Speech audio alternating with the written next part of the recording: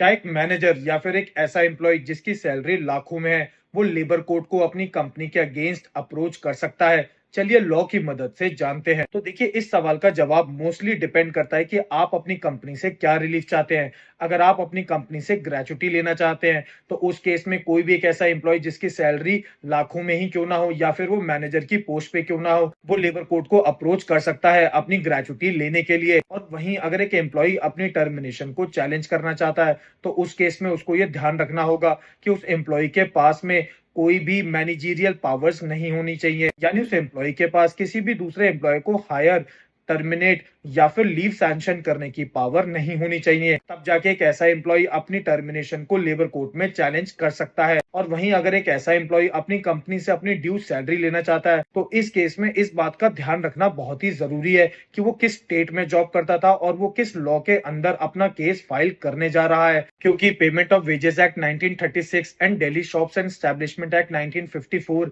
ये दोनों ही एक्ट ऐसे हैं जिसमें एक एम्प्लॉय अपनी कंपनी के अगेंस्ट में अपनी ड्यू सैलरी लेने के लिए कोर्ट को अप्रोच कर सकता है। लेकिन पेमेंट ऑफ वेजेस एक्ट 1936 में अगर एक ऐसा एम्प्लॉय जिसकी सैलरी 24,000 से ज्यादा है, वो लेबर कोर्ट को अप्रोच नहीं कर सकता। और वहीं Delhi shops and establishment act 1954 में ऐसी कोई भी लिमिट नहीं दी गई है, जिसका मतलब ये है कि कोई भी एक ऐसा एम्प्लॉय जिसकी सैलरी लाखों में ही क्यों ना हो, वो Delhi shops and establishment act 1954 में कोर्ट को अप्रोच कर सकता है अपनी ड्यू सैलरी लेने के लिए।